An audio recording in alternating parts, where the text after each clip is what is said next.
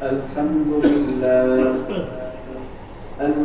لله نحمده ونستعينه ونستغفره ونعوذ بالله من شرور أنفسنا ومن سيئات أعمالنا من يهده الله فلا مضل له ومن يضلله فلا هادي له ونشهد أن لا إله إلا الله وحده لا شريك له ونشهد أن سيدنا ونبينا ومولانا محمدا عبده ورسوله أرسله بالحق بشيرا ونذيرا وداعيا إلى الله بإذنه سراجا وقمرا منيرا عما بعد فقد قال الله تعالى في كلامه المجيد وفرقانه الحميد أعوذ بالله من الشيطان الرجيم بسم الله الرحمن الرحيم ويل لكل همزة لمزة الذي جمع مالا وعدده يحسب أن ماله أخلده كلا لينبذن في الحطمة وما أدراك ما الحطمة نار الله الموقدة التي تطلع على الأفئدة إنها عليهم مؤصدة في عمد ممددة وقال رسول الله صلى الله عليه وسلم لا يدخل الجنة قتال أو كما قال عليه الصلاة والسلام من سلم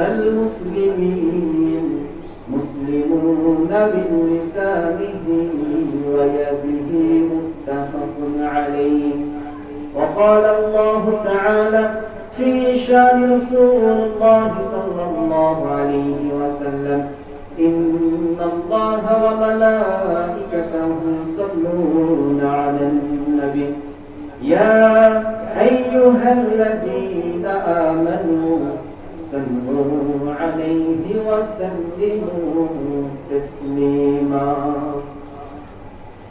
উপস্থিত সমস্ত মুসলিম কিরাম বরকতুল আযম সবাইকে জানাই ইসলাম রীতি মোতাবেক শান্তি মুক্তি নিরাপত্তার পেগাম সালাম আসসালামু আলাইকুম ওয়া রাহমাতুল্লাহি ওয়া বারাকাতুহু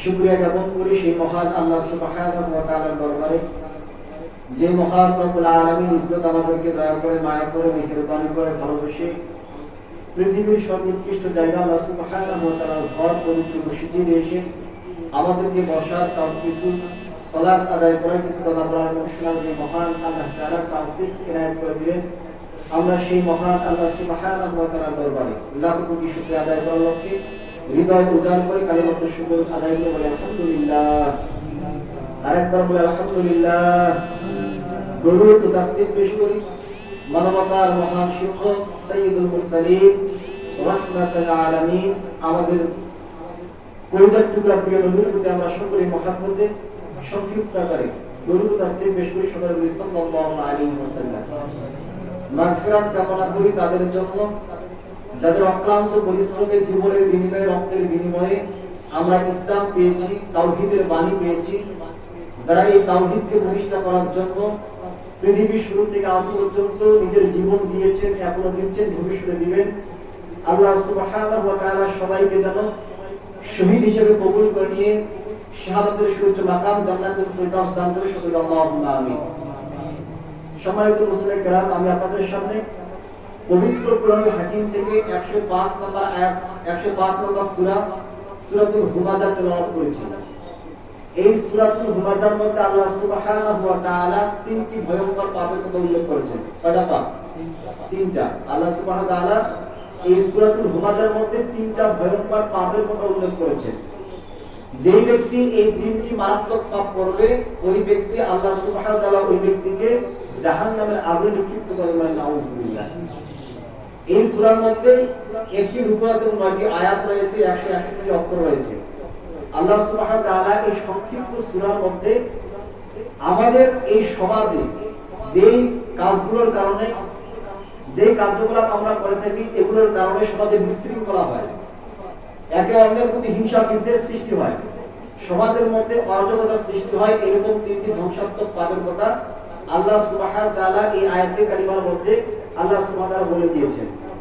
এই সূরার নাম হচ্ছে হুমাযা। এই সূরার মধ্যে তিনটি ভাগ হচ্ছে, একটা হচ্ছে হুমাযা, অর্থ হচ্ছে মানুষের সামনাসামনি নিন্দা করা। একটা হচ্ছে নুমাযা, মানুষের সামনাসামনি নয়, মানুষ থেকে দূরে গিয়ে, মানুষের অগোচরে, লোকচক্ষুর অগোচরে গিয়ে একজন মানুষের বিরুদ্ধে আরেকজন মানুষকে দিয়ে তার দোষ নিয়ে আলোচনা করা, গীবত করা। আরেকটা হচ্ছে জামা মালা ওয়া আদাদা, সম্পদ জমা করে, সম্পদ পুঞ্জীভূত করে তা বারবার গণনা করা। এই তিনটা ভয়ঙ্কর পাপ আল্লাহ সুবহানাহু ওয়া তাআলা বলেছেন। এবং এই তিনটা পাপ যারা করবে, এই তিনটা পাপের সঙ্গে সম্পৃক্ত যারা থাকবে, আল্লাহ সুবহানাহু ওয়া তাআলাকে হুদামার মধ্যে নিক্ষেপ করবে। হুদামা কি জিনিস? আল্লাতী তাত্তালিউ আলাল আফিদা। আল্লাহ তাআলা হুদামা জাহান্নাম এমন করে রেখেছেন, এমন প্রজ্বলিত অগ্নি, যে আগুনের তার শরীরের মধ্যে, চামড়ার মধ্যে স্পর্শ করা মাত্রই হৃৎপিণ্ড জ্বলে পুড়ে ছারখার হয়ে যাবে। নাউযুবিল্লাহ। এরকম হুদামার মধ্যে আল্লাহ সুবহানাহু ওয়া তাআলা তিনটি ধ্বংসাত্মক পাপ যারা করবে তাদেরকে নিক্ষেপ করবেন। এই সূরার মধ্যে আল্লাহ তাই বলেছেন। আল্লাহ সুবহানাহু ওয়া তাআলা বলেন, ওয়াইলুল লিকুল্লি হুমাযাতিন লুমাযা আল্লাযী জামা'a মালান ওয়া আদ্দাদা। ধ্বংস তো ওই সব ব্যক্তির জন্য, জাহান্নাম তো ওই সব ব্যক্তির জন্য যারা মানুষের সামনাসামনি নিন্দা করে এবং মানুষের অগোচরে গিয়ে, দৃষ্টির অগোচরে গিয়ে তার বিরুদ্ধে বিভিন্ন প্রকার শিকায়ত করে, গীবত করে। ইয়াহসাবু আন্না মালাহু আখলাদা, সম্পদ জমা করে, গণনা করে এবং মনে করে ওই সম্পদ তাকে এই জীবনে, এই পৃথিবীর জীবনে চিরস্থায়ী করে রাখবে। এরকম তিনটা পাপ যারা করবে, আল্লাহ সুবহানাহু ওয়া তাআলা তাদেরকে হুদামার মধ্যে নিক্ষেপ করবেন। করেন নাউযুবিল্লাহ। হুমাযা ওইটাকে বলা হয় মানুষের সামনাসামনি নিন্দা করা। অর্থাৎ আল্লাহ তাআলা বললেন, ওয়াইলুল লিকুল্লি হুমাযা, ওই সমস্ত ব্যক্তির জন্য ধ্বংস যারা মানুষের সামনাসামনি নিন্দা করে। সামনাসামনি নিন্দা বলছেন, একজন মানুষ যাচ্ছে, সে একটু খাটো, আমি একজন মানুষকে তাকে শুনিয়ে শুনিয়ে বললাম, ওই দেখ খাটোটা যাচ্ছে। একজন মানুষের চোখ একটু টেরা, আমি ওই মানুষকে শুনিয়ে কষ্ট দেওয়ার নিমিত্তে আরেকজনকে দেখে দেখে বলতেছি, ওই দেখ টেরাটা যাচ্ছে। একটা মানুষের পায়ের চুল চিকন, খাটো, আমরা মানুষকে দেখিয়ে দেখে বলি, ওইটা শুনে শুনে বলি, ওই যে লোকটা যাচ্ছে ওইটা পায়ের চিকন, এরকম বলি কি বলি না? এইটা হচ্ছে সামনাসামনি মানুষের নিন্দা করা। আমরা প্রত্যেকটা মানুষই এই পাপের সঙ্গে যুক্ত কিনা? আমরা সবাই যুক্ত। আমরা মানুষকে ব্যঙ্গ করার জন্য, আমরা মানুষকে কষ্ট দেওয়ার জন্য, তার সম্মানহানি করার জন্য আমরা এরকম শব্দ চয়ন করি। যদি লোকটা যাচ্ছে, ওইটা অমুক লোকটা যাচ্ছে, এরকম বলে আমরা কি করি? নিন্দা করি, আলোচনা করি। রাসূল আকরাম সাল্লাল্লাহু আলাইহি ওয়াসাল্লাম বলেছেন, পৃথিবীর জমিনে আল্লাহ সুবহানাহু ওয়া তাআলা মানুষের জন্য একজন মুসলমান আরেকজন মুসলমানের সম্পদ, সম্মান, ইজ্জত এবং জীবনে হস্তক্ষেপ করা আল্লাহ সুবহানাহু ওয়া তাআলা হারাম করে দিয়েছেন। বলেন সুবহানাল্লাহ। একজন মুসলমান আরেকজন মুসলমানের সম্পদ অন্যায়ভাবে আত্মসাৎ করতে পারবে না। হাদিস এসেছে, রাসূল আকরাম সাল্লাল্লাহু আলাইহি ওয়াসাল্লাম বলেছেন, যদি কোনো ব্যক্তি একজন মুসলমানের, একজন মানুষের অন্যায়ভাবে এক বিঘত সম্পত্তি অন্যায়ভাবে ভক্ষণ করে, কয় বিঘত? এক হাত সম্পত্তি অন্যায়ভাবে আত্মসাৎ করে, কিয়ামতের ময়দানে আল্লাহ সুবহানাহু ওয়া তাআলা 7 তবক যে জমিন আছে, এই জমিনটা তার কাঁধের উপর চাপাই দিয়ে বলবে, তুমি বহন করবেন। নাউযুবিল্লাহ। আমরা পারবো? আমরা এক মন দুই মন ভারী বোঝা বহন করতে পারি না। যে ব্যক্তি দুনিয়ার জমিনে মানুষের অন্যায়ভাবে এক হাত জমি আত্মসাৎ করবে, এক হাত জমি, এই শক্ত জমিন তার কাঁধের উপর চাপিয়ে দিয়ে আল্লাহ তাআলা বলবেন যে তুমি একে বহন করে জান্নাতে যাও। কেউ পারবে না বহন করতে? অর্থাৎ সে বহন করতেও পারবে না, সে জান্নাত যেতে পারবে না, সে জাহান্নামে যাবে। নাউযুবিল্লাহ। এজন্য অন্যায় ভাবে কারো সম্পদ আত্মসাৎ করা যাবে না। এরপরে রাসূলুল্লাহ সাল্লাল্লাহু আলাইহি ওয়াসাল্লাম বলেছেন কারো ইজ্জত এবং সম্মান হানি করা আল্লাহ তাআলা হারাম করে দিয়েছেন। নিন্দা করার মাধ্যমে বা অন্য কোনো শব্দ চয়নের মাধ্যমে তার সম্পদ বা ইজ্জত সম্মানকে নষ্ট করা যাবে না। এরপরে অন্যায় ভাবে মানুষকে হত্যা করা যাবে না। আজকে মুসলমানরা যখন অন্যায় প্রতিবাদ করে জঙ্গি বলা হয়, কিন্তু আল্লাহ বলছেন ফাতা আন্নামা কাতালান নাস জামিয়া, যে ব্যক্তি অন্যায় ভাবে একজন মানুষকে হত্যা করবে সে যেন পৃথিবীর সমস্ত মানুষকে হত্যা করবে। নাউযুবিল্লাহ। পৃথিবীর সমস্ত মানুষকে হত্যা করলে যে পাপ হয়, একজন মানুষকে অন্যায়ভাবে হত্যা করলে একই রকম পাপ হয়। আবার একজন মানুষ যদি কেউ জীবন বাঁচায়, একজন মানুষের উপকার করে জীবন বাঁচায়, পৃথিবীর সমস্ত মানুষের জীবন বাঁচাতে যে সব হয় তার আমল নামায় সেই সবলা দিয়ে দিন বলছে। এজন্য মানুষের সম্পদের উপর আমরা হস্তক্ষেপ করা যাবে না, মানুষের সম্মান নষ্ট করা যাবে না, অন্যায় ভাবে মানুষকে হত্যা করা যাবে না। যাবে নাকি? এগুলো করা যাবে না। হযরত আবু মুসা রাদিয়াল্লাহু আনহু মুসলিমের বর্ণনা করেন রাসূল আকরাম সাল্লাল্লাহু আলাইহি ওয়াসাল্লামকে আমি একদিন জিজ্ঞাসা করলাম, ওগো আল্লাহর নবী, আফদালু আইয়ুল মুসলিমু আফদালু, পৃথিবীর জমিনে যে সমস্ত মুসলমান আছে এই মুসলমানদের ভিতরে সর্বোত্তম মুসলমান কারা? রাসূল আকরাম সাল্লাল্লাহু আলাইহি ওয়াসাল্লাম আবু মুসা রাদিয়াল্লাহু তাআলা প্রশ্ন করে বললেন, আবু মুসা রে, পৃথিবীর জমিনে ওই ব্যক্তি সবচেয়ে ভালো মুসলমান, সর্বোত্তম মুসলমান, মান সালিমাল মুসলিমিনা মিন লিসানিহি ওয়া ইয়াদিহি, যার হাত দ্বারা যার জবান দ্বারা অপর মুসলমান নিরাপদে থাকে, ওই মুসলমান হচ্ছে এই পৃথিবীর জমিনে সবচেয়ে ভালো মুসলমান। বলেন সুবহানাল্লাহ। একে বলতেছেন রাসূল আকরাম সাল্লাল্লাহু আলাইহি ওয়াসাল্লাম বলতেছেন যেই মুসলমানের জবান দ্বারা অর্থাৎ এই মুখ দ্বারা এবং হাত দ্বারা অপর মুসলমান নিরাপদে থাকে, ওই ব্যক্তি এই পৃথিবীর জমিনে সবচেয়ে ভালো মুসলমান। আমরা কি ভালো মুসলমান হতে চাই না? চাই কি চাই না? আমরা যদি ভালো মুসলমান, জান্নাতি মুসলমান হতে চাই, তাহলে আমাদের জবান দ্বারা আমাদের কারো কষ্ট দেওয়া যাবে না, আমাদের হাত দ্বারা কারো কষ্ট দেওয়া যাবে না। আমরা জবান দ্বারা কেউ কষ্ট দেই ওই যে মানুষকে নিন্দা করার মাধ্যমে, তার সম্মানহানি করার মাধ্যমে, তাকে লাঞ্ছনা করার জন্য, বঞ্চনা করার জন্য শব্দ আমরা চয়ন করি, কথাগুলো বলি, এই কথাগুলো হচ্ছে কি আমাদের জবানে তাকে আঘাত করা। এজন্য আমাদের হাত হোক জবান হোক তারা আমরা কাউকে আঘাত করবো না, কষ্ট দিব না। এরপর রাসূল আকরাম সাল্লাল্লাহু আলাইহি ওয়াসাল্লামের মাধ্যমে আল্লাহ সুবহানাহু ওয়া তাআলা সূরাতুল হুমাযার মধ্যে বলেছেন দ্বিতীয় নাম্বার পাপটা হচ্ছে লুমাজা। এই লুমাজা পাপটা হচ্ছে মানুষের অগোচরে গিয়ে তার দোষ ত্রুটি নিয়ে আলোচনা করা, তার নামে গীবত করা। বলেন নাউযুবিল্লাহ। আল্লাহ সুবহানাহু ওয়া তাআলা গীবত করাকে হারাম করে দিয়েছেন। আল্লাহ সুবহানাহু ওয়া তাআলা পবিত্র কোরআনের 49 নম্বর সূরা সূরা আল হুজুরাতের 9 নম্বর আয়াতের মধ্যে বলেন, ইয়া আইয়ুহাল্লাযীনা আমানু জাতানিবু কাসীরাম মিনাজ যান্নি ইন্না বা'দাজ যান্নি ইসমুন ওয়া লা তাজাসসু ওয়া লা ইয়াগতাব বা'দুকুম বা'দা আইয়ুহিব্বু আহাদুকুম আন ইয়াকুলা লাহমান আখিহি মাইতান ফাকারিহতুমু ওয়াত্তাকুল্লাহ ইন্নাল্লাহা গফুরুর রহিম। আল্লাহ সুবহানাহু ওয়া তাআলা বলেন, ইয়া আইয়ুহাল্লাযীনা আমানু, হে পৃথিবীর জমিনে বিশ্বাসী মুসলমানেরা, আমি আল্লাহ তোমাদেরকে বলতেছি, ইস্তানিবু কাসীরাম মিনাজ জান, তোমরা মানুষের সম্পর্কে কুমন্ত্রণা, অধিক ধারণা থেকে দূরে থাকো। ইন্না বা'দাজ জান, নিশ্চয় মানুষের প্রতি খারাপ ধারণা করা সবচেয়ে বড় গুনাহ। বলেন নাউযুবিল্লাহ। এরপর আল্লাহ সুবহানাহু ওয়া তাআলা বলেন, ওয়ালা তাজাসসু, তোমরা একজন আরেকজনের দোষ ত্রুটি অনুসন্ধান করার জন্য গোয়েন্দাগিরি করো না। ওয়ালা ইয়াগতাব বা'দুকুম বা'দা, এবং তোমরা একজন ব্যক্তির অনুপস্থিতিতে তার বিরুদ্ধে তার যত অভিযোগ আছে, দোষ ত্রুটি আছে, আরেকজনের সামনে বলার মাধ্যমে গীবত করো না। আল্লাহ সুবহানাহু ওয়া তাআলা বলেন, ফাআইয়াকুলা লাহমান আকিহি ফাকারিহতুমু, তোমরা কি তোমাদের মৃত ভাইয়ের গোশত খাওয়াকে পছন্দ করো? ফাকারিহতুমু, তোমরা কেউ তা পছন্দ করো না। অর্থাৎ পৃথিবীর জমিনে যারা আল্লাহ সুবহানাহু ওয়া তাআলা বান্দাদেরকে নিয়ে গীবত করবে, কুধারণা করবে, বিভিন্ন প্রকার সংশয় সন্দেহ করবে এবং গীবত করবে, আল্লাহ সুবহানাহু ওয়া তাআলা তাকে মৃত ভাইয়ের গোশত খাওয়ার সমান অপরাধ হিসেবে উল্লেখ করেছেন। বলেন নাউযুবিল্লাহ। এই আয়াতে কারিমার মধ্যে আল্লাহ তাআলা তিনটা জিনিস নিষেধ করেছেন। কয়টা? তিনটা। একটা হচ্ছে মানুষের প্রতি অন্যায় ভাবে সংশয় সন্দেহ পোষণ করা যাবে না। আমাদের সমাজে কোনো একটা কাজ হয়ে গেলে আমরা বলি অমুক লোকটা করেছে, এটা বলি কি বলি না? এটা কি ধারণা? না জেনে না শুনে এটা তদারকি না করে এই জিনিসটা করা যাবে? করা যাবে না। মনে করেন আপনার বাড়িতে জিনিস হারিয়ে গিয়েছে, আপনি অহেতুক একজনকে ধারণা করলেন যে ওই ব্যক্তি আমার জিনিসটা নিয়ে গিয়েছে। যদি ওই ব্যক্তি নিয়ে না গিয়ে থাকে তাহলে আপনি কি করে তওবা দিন, মিথ্যা তওবা দিলেন। এর জন্য আপনাকে জাহান্নামে আগুনে চলতে হবে। এজন্য আমাদের যে কাউকে আমরা সন্দেহ করব না যতক্ষণ পর্যন্ত তার যথাযথ প্রমাণ আমাদের হাতে না আসে। এরপরে বলেছেন যে ওয়ালা তাজাসসু, মানুষের পাপ মানুষের দোষ ত্রুটি জানার জন্য গোয়েন্দাগিরি করা। কি বলতেছেন আল্লাহ তাআলা? আমরা যদি কোনো একজন ব্যক্তির খারাপ কিছু শুনি, আমরা কি করি? আরেকজনকে জিজ্ঞাসা করি, এ তুমি কি জানো ওই লোকটা কি করছে বা আপনার এই করছে? সেটি বলতে না পারে আমরা আরেকজনের কাছে যাই। এখন যাই কি যাই না? আমরা যাই কি যাই না?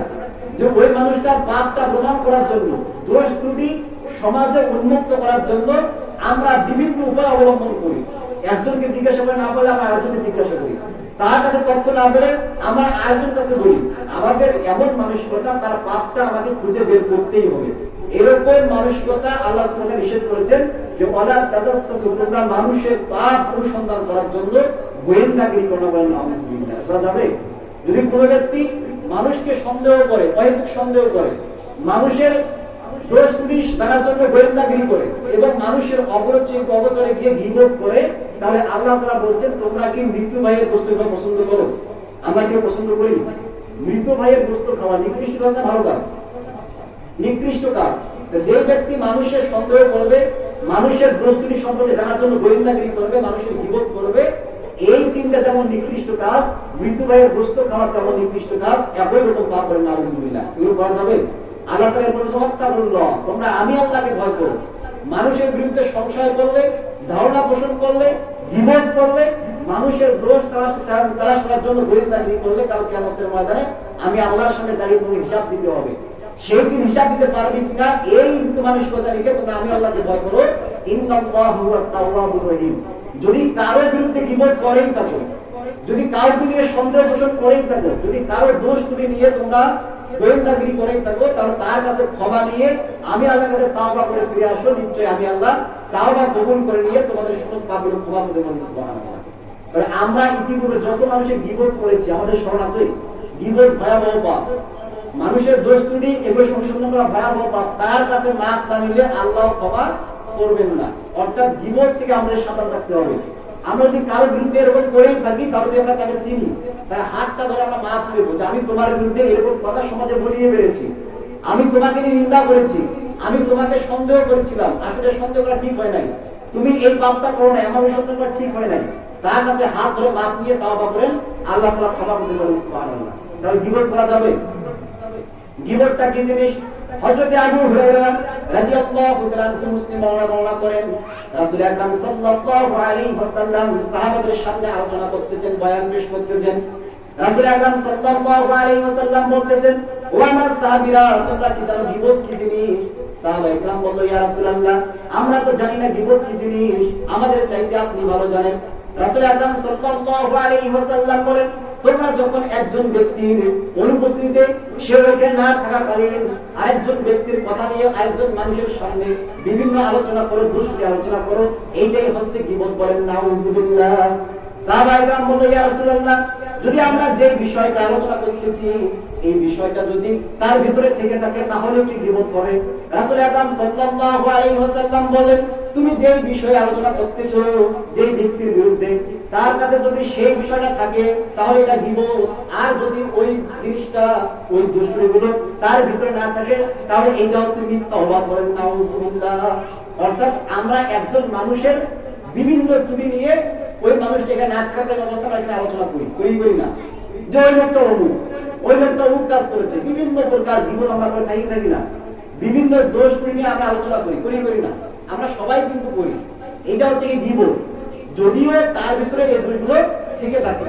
আর যদি না থাকে তাহলে কি হবে? মিথ্যা অপবাদ। তাহলে গীবত এবং মিথ্যা অপবাদ, গীবত 6 প্রকার, 6 জায়গাতে গীবত করা যায়। 6 জায়গায় গীবত করা যায়। প্রথম হচ্ছে ন্যায় বিচার পাওয়ার জন্য বিচারকের কাছে যে ব্যক্তি অন্যায় করেছে তার বিরুদ্ধে গীবত করা। অর্থাৎ আমি অন্যায় করেছি, এই সমাজের বিচারক যিনি, চেয়ারম্যান যিনি, আমার দোষটাকে বলতে হবে না, বলতে হবে না, না সেখানে বিরোধ করবেন না। আপনার ন্যায় বিচার পাওয়ার অধিকার আছে। এজন্য ন্যায় বিচার পাওয়ার জন্য শাসকের কাছে অত্যাচারিত ব্যক্তির পক্ষে বিপক্ষে গিয়ে বিরোধ করা যায়। দ্বিতীয় নাম্বার, সমাজ থেকে খারাপ কাজ অপসারণ এবং পাপী ব্যক্তিকে সঠিক পথ দেখানোর জন্য যেই ব্যক্তি তার কথা শুনে, যে ব্যক্তির কথা সে মানে, বলবেন এই সমাজে একজন ব্যক্তিরা পাপ করছে, তার আমাকে সে মানে, আপনি তার পাপটা আমাকে সে বলবেন যে অমুক ব্যক্তি অমুক পাপ করেছে, আপনি তাকে সাবধান করেন। কিন্তু খবরদার তাকে লাঞ্ছিত করার জন্য বা তাকে নিন্দা করার জন্য, তাকে হেয় প্রতিপন্ন করার জন্য বলা যাবে না, শুধুমাত্র তার দোষ ত্রুটি সংশোধন করার জন্য বলা যাবে। তৃতীয় নাম্বার, মুফতির কাছে গিয়ে বিপদ করা যাবে। কিসের কাছে গিয়ে? ফতোয়া জানার জন্য, যে আমার ভাই, আমার বাবা, আমার মা, আমার চাচা আমার সঙ্গে অমুক আচরণ করেছে, এগুলো সত্য কিনা, সত্য হলে তুমি বিপদ, তারপরে মুফতির কাছে গিয়ে ফতোয়া জানার জন্য বিপদ করা জায়েজ। চতুর্থ নাম্বার হচ্ছে মুসলমানদেরকে মন্দ থেকে নিরাপদ করার জন্য, তাদেরকে মুসলমানদেরকে খারাপ জিনিস থেকে সতর্ক করার জন্য বিপদ করা জায়েজ।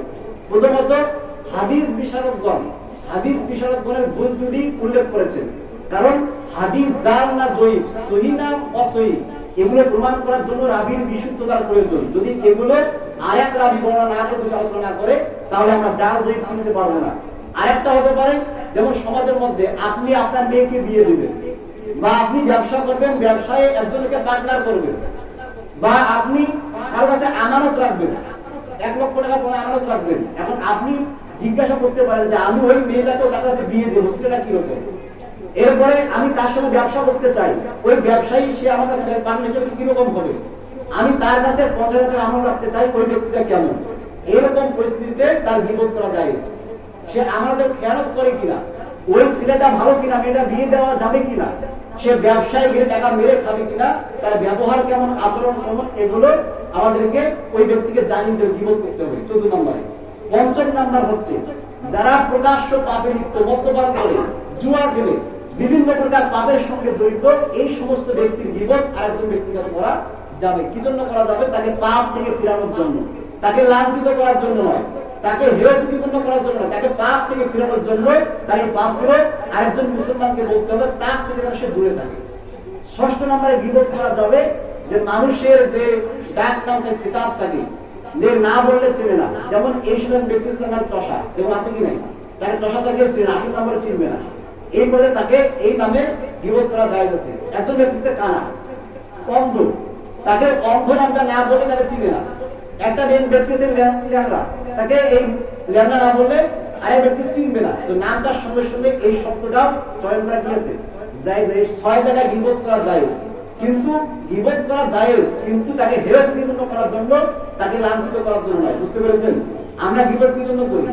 আমরা একজনের দোষ আরেকজনের বলি কি জন্য? ওই লোকটাকে খারাপ করার জন্য, তার কাছে যেভাবে খারাপ প্রমাণিত করার জন্য আমরা সমস্ত বলি কি বলি না। এরকম যারা গীবত করবে সামনে এবং পিছনে, তারা আল্লাহ তাআলা তাদেরকে জাহান্নামে নিক্ষেপ করবেন, নাউযুবিল্লাহ। এমনকি যারা মানুষের বাড়িতে উঁকি মেরে দেখে, এই উঁকি মেরে দেখাও হচ্ছে মানুষের দোষ অনুসন্ধান করার মতো। রাসূল আকরাম সাল্লাল্লাহু আলাইহি ওয়াসাল্লাম বুখারীর বর্ণনা করেন, তোমাদের বাড়িতে বা তোমাদের ঘরে কেউ যদি চোখ দিয়ে উঁকি মেরে দেখে, তাহলে তোমরা যে কোনো জিনিস দিয়ে তার চোখ দুটোকে পুরো করে দাও, এতে তোমাদের কোনো গুনাহ হবে না। বলেন সুবহানাল্লাহ। অর্থাৎ দোষ অনুসন্ধানের জন্য মানুষের বাড়িতে উঁকি মেরে দেখাও কি জায়েজ নাই। এই উঁকি মেরে দেখেন অবশ্যই আপনার চোখ দুটো কেউ ফুটো করে দেয় কোনো জিনিস দিয়ে, বা আপনাকে মরিচের পরে আপনার চোখে ছিটিয়ে দেয়, তারপর আল্লাহ তাআলা এর জন্য তার কিয়ামত ধরবেন না। বলেন নাউযুবিল্লাহ। আমরা কি করি? আমরা মানুষের দোষ অনুসন্ধান করার জন্য উঁকি মেরে দেখি না, এটা সবচেয়ে ভয়াবহ পাপ। এরপর রাসূল আকরাম সাল্লাল্লাহু আলাইহি ওয়াসাল্লাম বলেছেন, বুখারীর বর্ণনায় 2 জন ব্যক্তি আলোচনা করে, ওই ব্যক্তি কি আলোচনা করতেছে এই আলোচনা শোনার জন্য কান লাগিয়ে ওই দিকে যাওয়া। আল্লাহ সুবহানাহু ওয়া তাআলা এরকম ভাবে পরস্পরের গোপন কথা শোনার জন্য যারা কান খারাপ করে দেয়, কান লাগিয়ে দেয়, কিয়ামতের ময়দানে আল্লাহ সুবহানাহু ওয়া তাআলা জাহান্নামের আগুনে সীসাগুলো গলিয়ে এই গলিত সীসা ওই ব্যক্তির কানের মধ্যে ঢেলে দিয়ে বলেন নাউযুবিল্লাহ। অর্থাৎ 2 জন ব্যক্তি আলোচনা করতেছে গোপন বিষয়ে। আমরা করি কি? আমরা কানটা খারাপ করে দিই, যে কি আলোচনা করতে শুনবো, এগুলো আমরা করি না। কিন্তু এইরকম যারা করবে, রাসূল সাল্লাল্লাহু আলাইহি ওয়াসাল্লাম বলেছেন কিয়ামতের ময়দানে সীসা গলিয়ে, জাহান্নামের আগুনে গলিয়ে তাদের কানের মধ্যে ঢেলে দেওয়া নাউযুবিল্লাহ। তাহলে এরকম বিপদ করা, শিকায়ত করা, মানুষের দোষ অনুসন্ধান করা, মানুষকে নিন্দা করা যাবে? এগুলো যাবে না।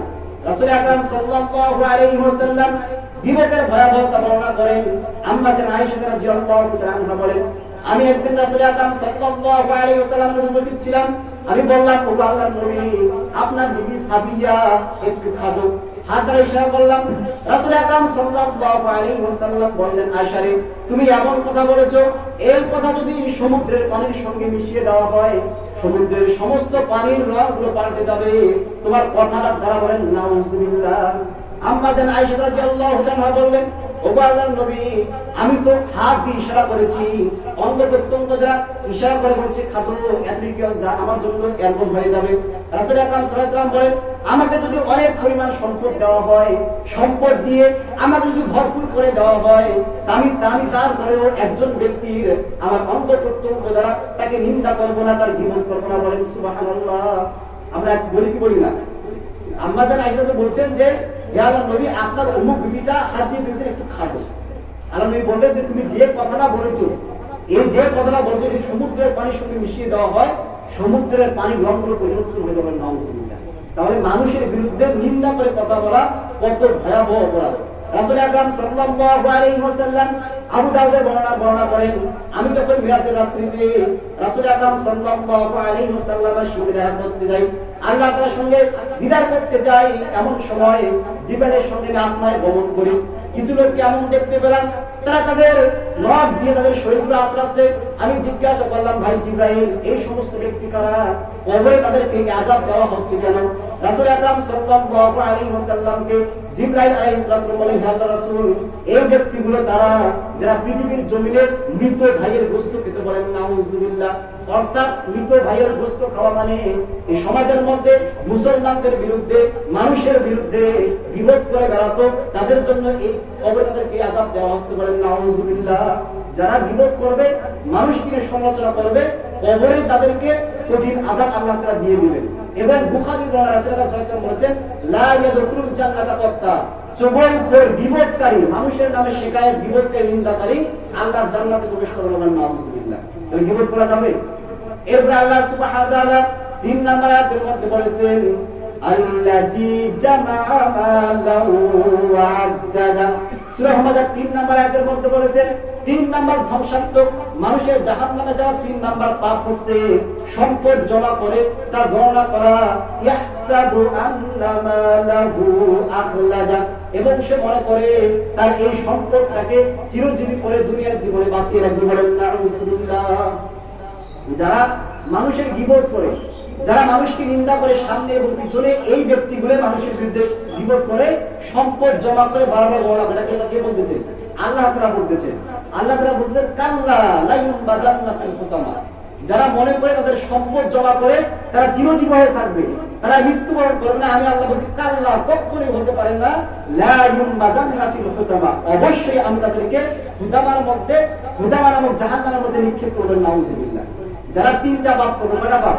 3টা পাপ। মানুষের সামনে নিন্দা করবে, মানুষের পিছনে গীবত করবে, এবং সম্পদ জমা করে কৃপণতার সহিত সম্পদ বারবার জমা করে গণনা করবে। এই 3টা ধ্বংসাত্মক পাপ যারা করবে, তাদেরকে আল্লাহ সুবহানাহু ওয়া তাআলা কি করবেন? হুতামা নামক জাহান্নাম। আল্লাহ সুবহানাহু ওয়া তাআলা এই আয়াত নাযিল করার পর বলতেছেন, ওয়া মা আদরাকা মাল হুতামা। ওই নবী, আপনি কি জানেন হুতামা কি? হুতামা হচ্ছে এমন জিনিস, নারুল্লাহিল মুকাদ্দা, আপনার রব আল্লাহ সুবহানাহু ওয়া তাআলা প্রজ্বলিত অগ্নি। বলেন নাউযুবিল্লাহ। এটা কেমন অগ্নি হে নবী? আপনি পৃথিবীর মানুষগুলোকে সাবধান করে দিন। আল্লাতী তাত্তালিউ আলাল আফইদা। এই হুতামার আগুনের এমন প্রচন্ড তাপ, যখন এখানে কোনো মানুষকে নিক্ষেপ করা হবে, এই আগুনের তাপ চামড়ায় লাগা মাত্র তার হৃৎপিণ্ডরা জলে পুরো ছারখার হয়ে যাবে। নাউযুবিল্লাহ। পৃথিবীর জমিনে যদি সামান্য আগুনের তাপ লাগে, সর্বোচ্চ ওই জায়গাটা পুষ্ট হয়, অন্য কোনো ক্ষতি হয়, একটু কষ্ট হয়, কিন্তু হুতামার আগুনের এমন তাপ, এমন ভয়াবহতা, চামড়ার মধ্যে লাগা মাত্রই এই চামড়া সহ সমস্ত শরীর সহ ভিতরে যে হৃৎপিণ্ড আছে, আমি হৃদয় বলি, এই হৃৎপিণ্ডটা জলে পুরো ছারখার হয়ে যাবে। নাউযুবিল্লাহ। তাহলে কিরকম ভাবে আল্লাহ সুবহানাহু ওয়া তাআলা হুতামা তাদের নিক্ষেপ করবেন? তারপরে বলেছেন ইন্নাহা আলাইহিম মুকসাদাতুন ফি আমাদিন মুমাদ্দাদা, যখন তাদেরকে হুদামায় নিক্ষেপ করা হবে এখান থেকে বাঁচার জন্য সর্বাত্মক প্রচেষ্টা চালাবে, কিন্তু আমি আল্লাহ তাদেরকে লম্বা লম্বা খুঁটির মধ্যে, মজবুত খুঁটির মধ্যে বেঁধে বেঁধে ওই জাহান্নামের মধ্যে নিক্ষেপ করে জাহান্নামের দরজা বন্ধ করে দিবেন। নাউযুবিল্লাহ। এটা বলতেছেন আল্লাহ তাআলা, বলতেছেন যারা গীবত করবে, মানুষের সামনে নিন্দা করবে, পিছনে গিয়ে গীবত করবে, সম্পদ জমা করে কৃপণতার সহিত ব্যয় না করে জমা করবে, তাদেরকে হুদামায় নিক্ষেপ করব, বড় বড় খুঁটির সঙ্গে, মজবুত খুঁটির সঙ্গে বেঁধে জাহান্নামে নিক্ষেপ করব এবং জাহান্নামের সমস্ত দরজা বন্ধ করে দিব। তারা সেখানে কেউ আজীবন এবং কোনদিন সেখান থেকে বের হতে পারবে না। আগুনের মধ্যে জ্বলতে জ্বলতে তারা একদম নিঃশেষ হয়ে যাবে। নাউযুবিল্লাহ। আমরা এরকম আযাব পেতে চাই? আমরা এরকম আযাব পেতে চাই? যদি আমরা এরকম আযাব পেতে না চাই, তাহলে আমরা মানুষের জন্য নিন্দা করবো না। কি করবো না? প্রথমে কি করবো না? নিন্দা করবো না। যে খাটো হোক, কালো হোক, পাতলা হোক, সে যে হোক না কেন, সে তেরা হোক, আবার তার একটা ছোট হোক বা বড় হোক, একটা চোখ অন্ধ হোক, আর যাই হোক, আমরা মানুষকে সামনাসামনি তার সম্মান হানি করার জন্য নিন্দা করবো না। পারবো তো সবাই ইনশাআল্লাহ? দ্বিতীয় নাম্বার, কারো বিপদ করবো না। কি করবো না? বিপদ করবো না। আমার দোষ ত্রুটি আরেকজনের সামনে গিয়ে আমি আলোচনা করবো না। এরপরে 3 নম্বরে, আমরা সম্পদ কৃপণতার সহিত জমা করে রাখবো না। এই দুনিয়াটা হচ্ছে মুসাফিরের মতো থাকার জায়গা।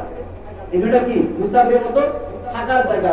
এই পৃথিবীতে ধনী এবং গরিব যারা, রাসূল আকরাম সাল্লাল্লাহু আলাইহি ওয়াসাল্লাম বলেছেন, আবু হুরায়রা রাদিয়াল্লাহু আনহু বলেন যে পৃথিবীর জমিনে যারা গরিব হবে, এই গরিব ব্যক্তিগুলো ধনী ব্যক্তির চাইতে 500 বছর আগে জান্নাতে যাবে। সুবহানাল্লাহ।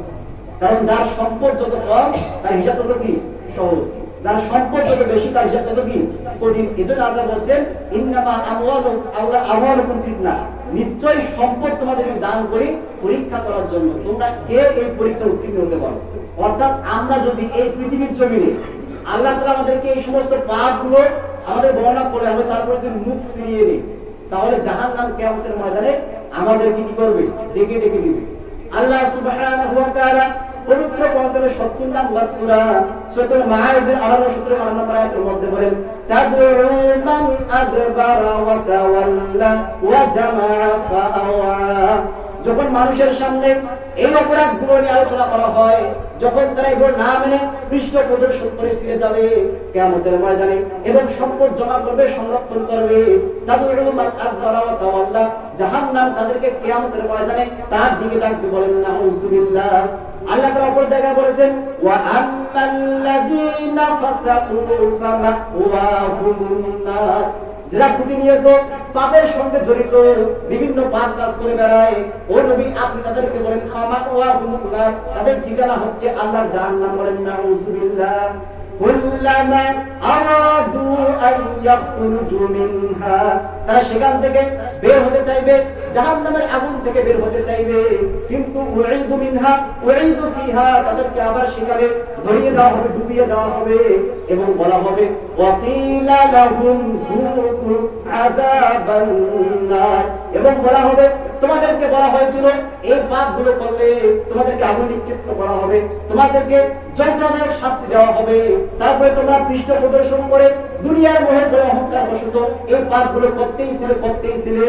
আজকে তোমরা এই পাপগুলো তোমরা যে মিথ্যা প্রতিপন্ন করতে, এই পাপের জন্য আজ তোমরা যুকু আযাবান নার, জাহান্নামের আগুন আস্বাদন করো। বলেন নাউযুবিল্লাহ।